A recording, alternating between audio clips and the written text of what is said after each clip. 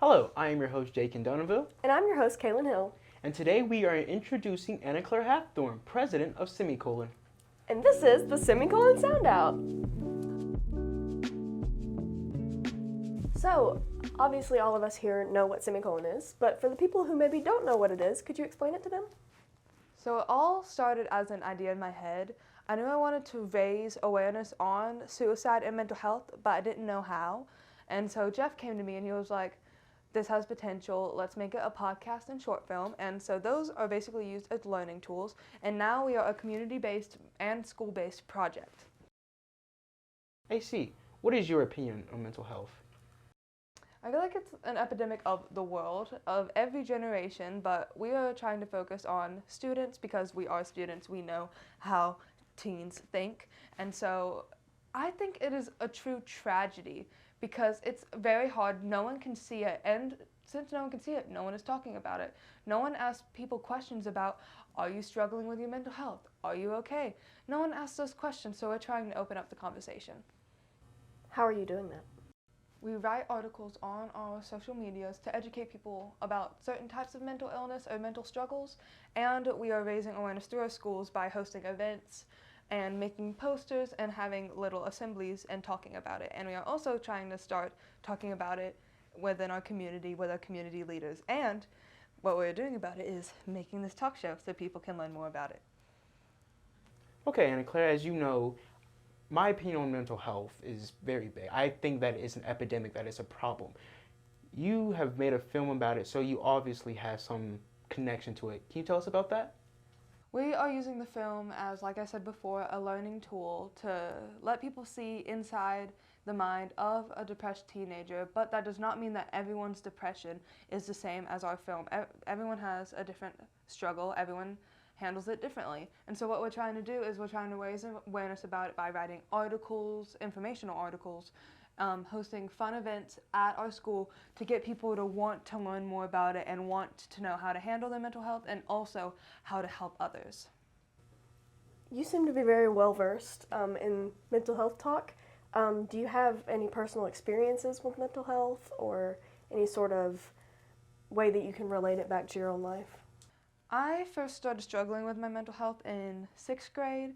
I started going downhill. I wasn't hanging out with my friend group anymore, which was a very good friend group. I was trailing off to bad people that made bad decisions, and it wasn't good for me, and I wasn't talking to anybody about it, and I was just making bad choice after bad choice to the point where my parents got involved, and they helped me turn around, and my friends helped me turn around, and I basically had to build my ego up from scratch. And so if I can do something to help people prevent making those decisions, I'm going to do it. And what do you think was the most important part of getting yourself on track again, and how would you encourage the viewers to start that process? Take it slow. Don't rush yourself.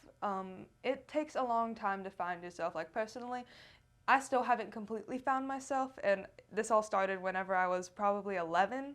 And that's a big deal that it started at 11. That is a very young age. And so just take it slow.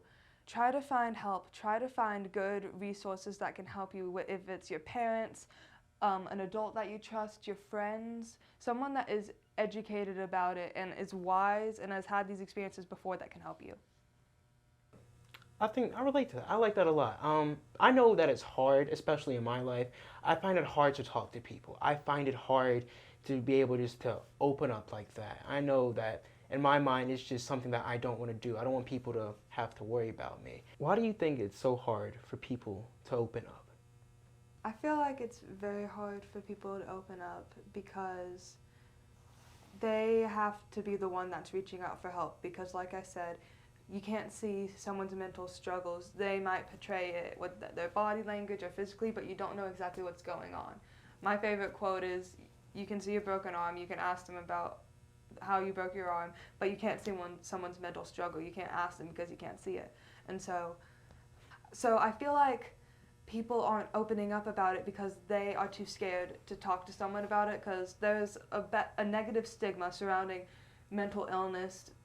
Like, it's branched into insanity almost. But I like to think that everyone will struggle with their mental health at some point in their life. It is tragic that we have to, but it's just a part of living.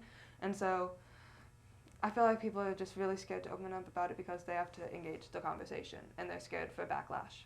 I completely agree with that. Like you, have been struggling with my mental health for way longer than I would like to admit. I was probably 13 when I first had one of those thoughts of would those around me benefit if I were no longer around? And that is a heartbreaking thought to have, especially at that young of an age. I didn't want to seek help until I actually saw the silent film that you guys put out.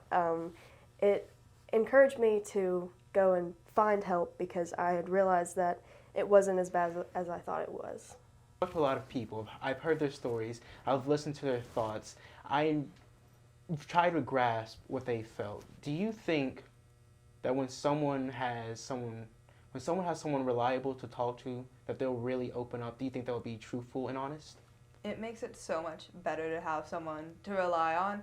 I know I did not have anyone to rely on whenever I first started struggling, so I just kept it inside, and it just kept building and building and building. But then I found my best friend, and she has been able to help me through so much. If I come home crying, she will pick up the phone, even if she's in the middle of doing something, and she will be like, "Hey, I got you. It's going to be okay. Just take a breather and think about tomorrow, get to tomorrow." And so it is so much better to have someone that you rely on. And I hate it that some people don't have that because they just have that stress piling and piling and piling up. Yeah, for me, my go-to person is my mom. She has always been there for me.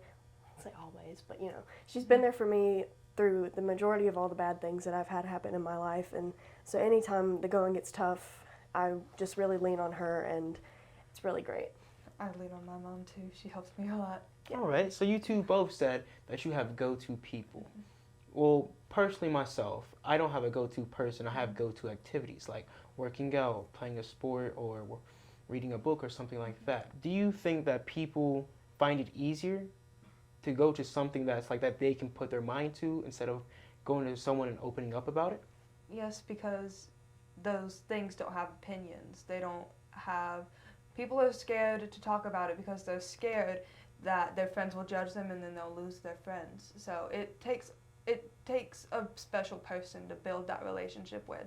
So, and there's some people just don't have that certain person to build that relationship with, so they turn to those activities. And I'm not saying that it's bad to turn to those activities. Sometimes that is a very good way to turn to work on yourself, but I wouldn't recommend it from my experience. Yeah, it definitely feels to me more like a way to suppress those feelings and not actually go through them and sort of just block them out and out of sight, out of mind sort of thing, instead of actually coping with them and getting to the source of it and figuring it out. So I would recommend finding somebody. If you need somebody, I'm here for you always. So sweet. Yeah. Well, I want to focus on something you said earlier. You said it's stressful. It keeps building and building. And personally, I'm relate this back to football because that's where I know my most stress. I've put a lot of pressure on myself. And when you do that, things tend to break. So when people just let the stress build and build, how easy is it for that person just to break and collapse and fall apart?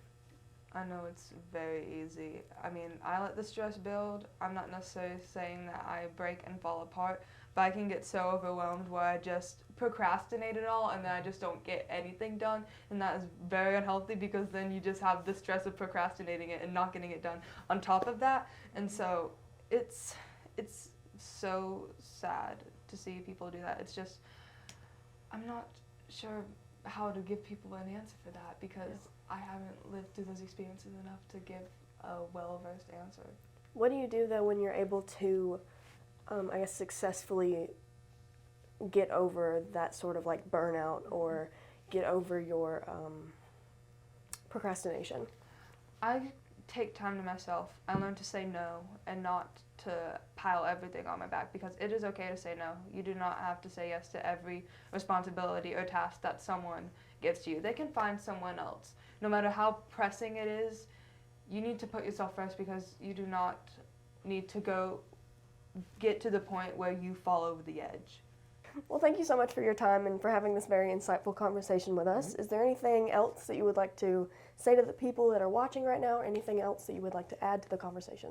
I feel like we have basically summed everything up. I mean, this is the basic need to knows that people need to know right now, and we will have more interviews for people to learn more.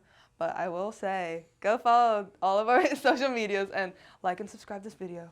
And thank you so much for your time and letting me be on here. Thank you. Of course. Well, thank you everybody for tuning into Semicolon Sounder. We really appreciate you for coming and watching the show. I hope that you have an amazing day. Just know that you are loved, that there is hope, and that you are heard. We love you. Bye. Bye.